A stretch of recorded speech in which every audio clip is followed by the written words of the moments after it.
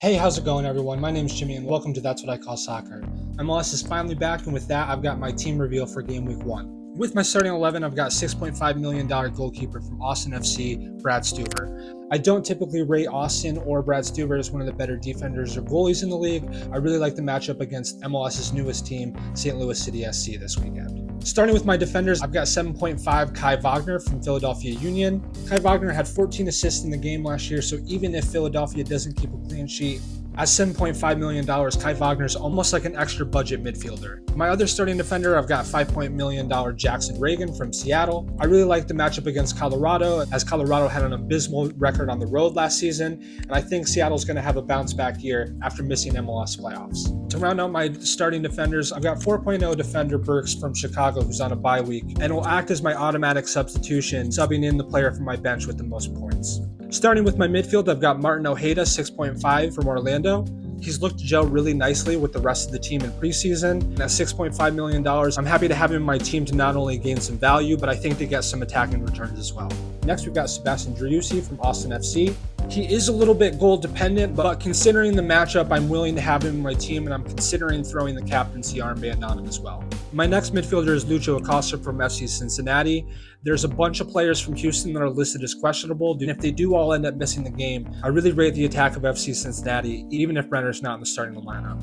My next midfielder is Moreno from Portland. Their matchup was moved to Monday, so if I do end up making a downgrade somewhere, or I've got some money left over after a switcheroo or an autoroo, then maybe he's someone I might upgrade if I can early enough in the week. But at $7.5 million, I'm pretty happy to have him in my starting 11 this week. To round off the midfield, I've got Daniel Gazdag from Philadelphia. He is on penalties, and he does have the ability to score multiple goals per game, and he does pitch in an assist here or there as well. Philadelphia had a historic defense and attack last season, and with such a young team and new coach coming into one of the hardest places to play in MLS, it's a really tall task for Columbus, and it looks like they might even be without their starting goalkeeper, Eloy Roux. And because of that, I've decided to double up on the Philadelphia attack and going with someone who I think is going to chase the Golden Boot this year, Mikel Uwa. He's $8.0 million and had a really good year last year once he finally got through his visa issues and gained some fitness. I don't think we saw him play a full 90 minutes more than a handful of times last year, so I'm really excited to see what he can do when he is playing a majority of the game.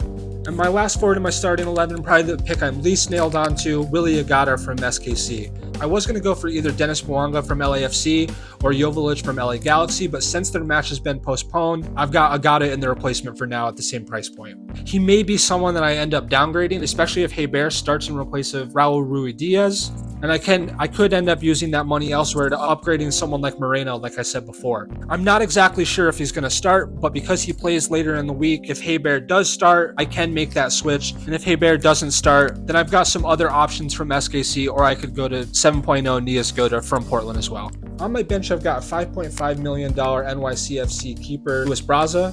The start is either going to be between him or Matt Friesen, and they're both at $5.5 million, so I'm going to check the lineup to see which one starts. They're cheap enough and they play the first game of the week, and I'll be able to see their score before anyone else kicks off. So I can decide if I want to keep Braza's score and scrub out Stuver for someone who's on a bye week and use the extra budget elsewhere, or if I just want to stick with Stuver and see how he does. My two defenders on my bench that I've got set up for an auto-roo with Burks from Chicago on a bye week being in my starting 11 is John Gallagher from Austin and Admonson from NYCFC. Now Gallagher is one of 3 players that could be starting in that position for Austin, but the good thing for us is they're all listed at the same price point. So I'll just be checking the lineup and going with whichever one is starting.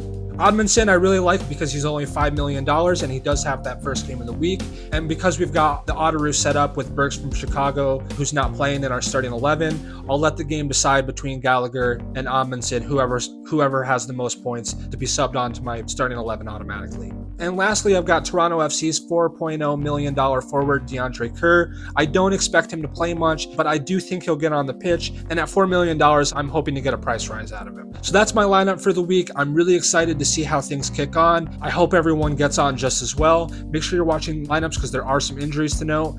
And as I touched briefly on, there has been some games postponed and rescheduled in LAFC versus LA Galaxy and Portland and SKC. So just make sure you're checking things out before games kick off on Saturday.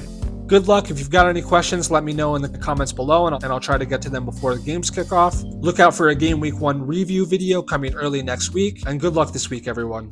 Thanks for tuning in. Bye.